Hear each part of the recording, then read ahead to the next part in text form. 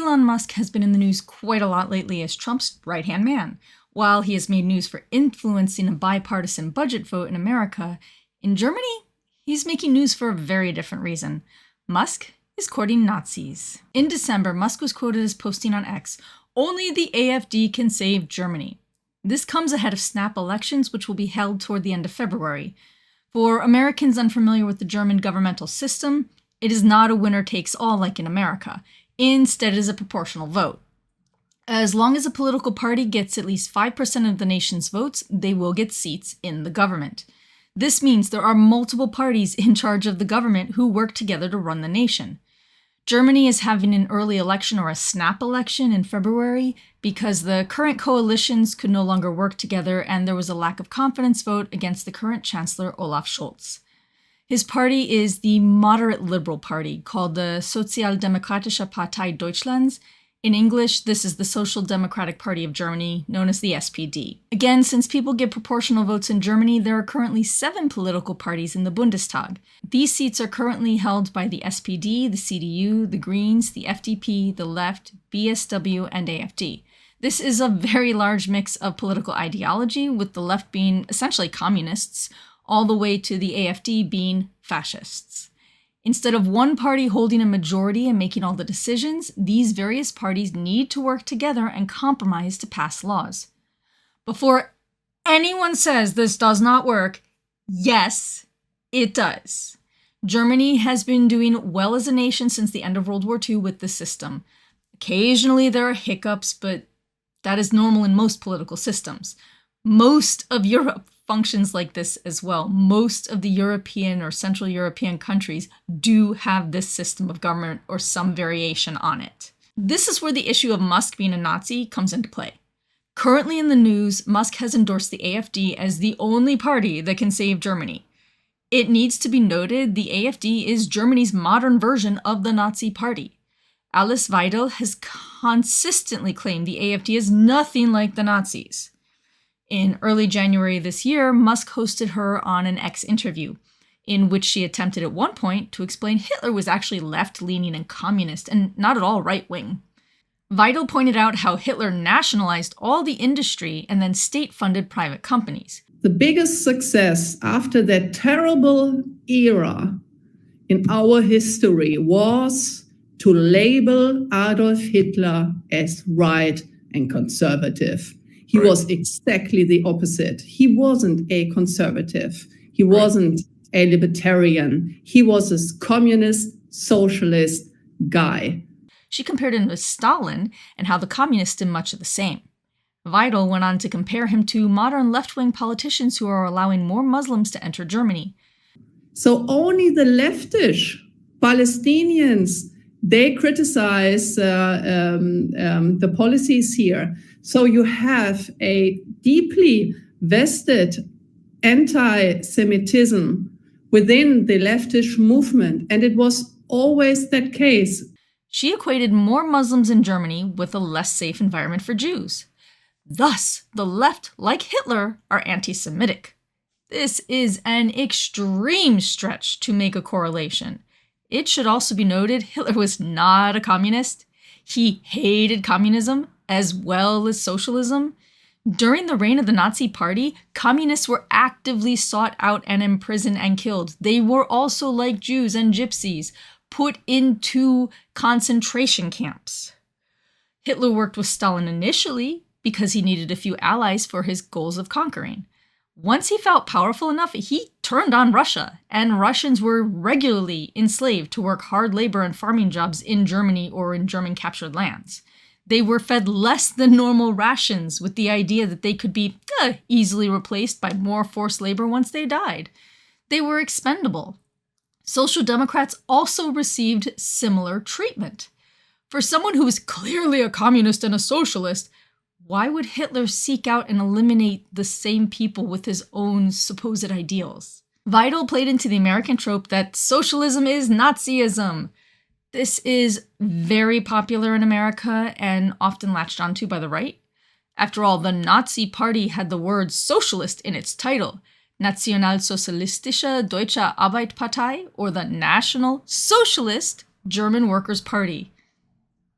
Please note there is also the word nationalist, which most of the right tends to ignore.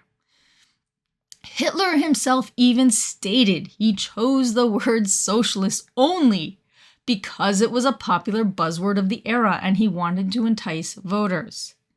The Nazi Party was a nationalist party, which Vital disclaims. For people who use the argument that a word is in a group's title or a country's title, and that is evidence that the group or country is that keyword. Sorry, look at the Democratic Republic of Congo, or better yet, the Democratic People's Republic of Korea, North Korea. These nations are clear dictatorships with nothing democratic about them. Yet they obviously have the word democratic in the name of the country right in the title. So they must be full-blown democracies. This is an invalid argument. Sorry. The AfD, while it's a relatively new political party, it was only formed as a political party in 2011. However, it already has quite the history of Nazi issues within the party. In, 14 years that they've been around, they've had multiple issues come up. They are mostly popular in what used to be East Germany when Germany was still split. Now there's one for you. The AfD is popular in the old communist section of Germany. Yet Hitler was a communist. So does this mean the AfD are communists and thus Nazis? There are, unfortunately, also a small number of seats in rural villages, which are held by the AfD. During the last state election in Baden-Württemberg, one of the most wealthy states in the country, they exploited a loophole to get seats in almost every small village. Whereas most town council candidates do not run on a party ticket. I'm not talking about cities or bigger towns or the county level. I'm talking about small villages. Most of the candidates just simply run as a member of the town, a citizen of this village. This time around, there were suddenly candidates listed as AfD. Even though they did not get more votes than the independent candidates, it's a complicated system, but basically everybody got proportional votes. They could put in so many votes to say, hey, I want to contribute 3 of my 10 votes to this person with, I think, a limit of 3 or 5 votes depending on the seat. So they could essentially vote for multiple town council members and not just one. They're not districted like in American towns.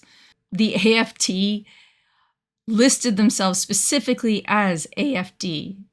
And because of this, and because in these villages they did receive at least 5% of the vote, even if it was less votes total than any other candidates, the bottommost candidate for town council got bumped. And instead, an AfD member, as long as they reached the 5% mark, they got that seat instead. Nasty little loophole. And now there's AfD in almost every village in the region.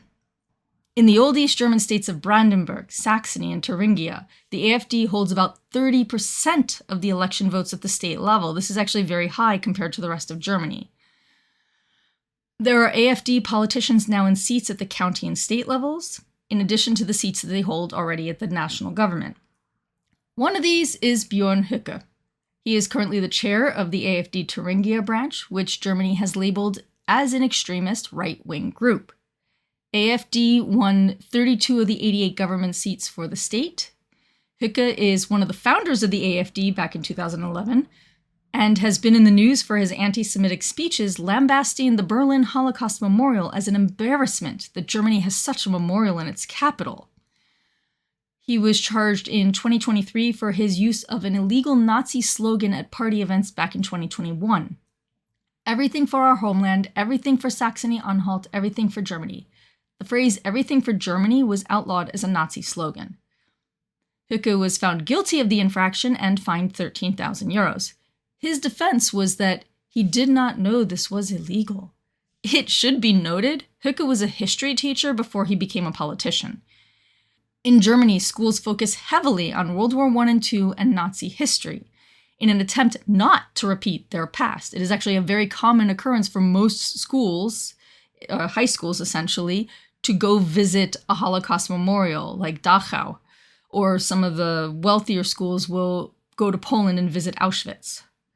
Hücke was very familiar with such history, having learned about it as a German citizen and having taught it in the schools. In November of 2024, there was a huge outcry when it was found out there was a secret meeting held in Potsdam, which top members of the AfD attended, as well as other far-right and neo-Nazi individuals. One of the AfD members was Roland Hartwig, the personal aide to AfD leader Alice Weidel, the very one whom Musk interviewed on X. The guest speaker and organizer of the event was Martin Sellner. Sellner is a far-right extremist from Austria. To explain how extreme he is not allowed to enter the UK nor America, period. His applications for travel visas have been denied by these two governments. He applied for an ESTA, which is the electronic system for travel authorization. Europeans have to apply for this to enter America as visitors. So Sellner applied to visit his American girlfriend in Idaho. He was rejected. The local Republican Party petitioned the US government to allow Sellner to visit. Sellner also claimed he wanted to marry his girlfriend in Idaho and live there. No, the US government said you are not allowed on our soil, period. Instead, Sellner and his girlfriend wed in Austria and remain there to this day. Please note, the local Republican Party in Idaho petitioned to let a known neo-Nazi who has connections to the Christchurch, New Zealand mosque shootings.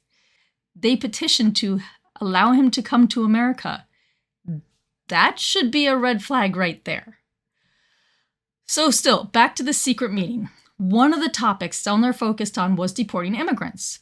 Okay, that's a very popular topic in America. We need to deport all these illegal immigrants, except Sellner wasn't talking about just illegal immigrants. He was talking about legal immigrants. Members of the meeting were in full support of deporting legal immigrants who did not meet their personal standards. I am a legal immigrant in Germany. I have gone through the paper and the stress on multiple occasions, as I have to apply a few times for temporary residency before I can apply for permanent residency. At the meeting, the members also touted the plan to strip naturalized citizens of their German citizenship if they, again, did not meet their personal standards. This is exactly what the Nazis did to the Jews. Even citizens who had been in Germany for generations were stripped of their citizenship and all rights. Sellner has since been banned from Germany. Now, let me try to make this clear for non-European viewers. Germany and Austria share an open border. You can just drive. There are no checks most of the time unless there's issues. Within the EU, citizens can live in any EU nation without applying for a visa. They simply just move to the next nation. No one cares. This would be essentially the same as traveling from Mississippi to Alabama in America. There's no border. There's no restriction. However, Sellner now cannot legally cross this open border. He is considered that much of a threat to democracy. And he was being supported by members of the AfD who had the ear of the leader. The AfD has their manifesto available online, and it is in the list of sources linked in the description below. You can honestly find it through a simple Google search. It is available in English as well as German. One of the topics covered in their manifesto is a reward for families. A popular campaign focus is that Germany does not need immigrants. Germany will make its own workers. The manifesto lays out the idea that families should be rewarded for creating new German citizens. This same idea was used by the Nazis during their reign. Mothers would receive a cross based on how many children they birthed.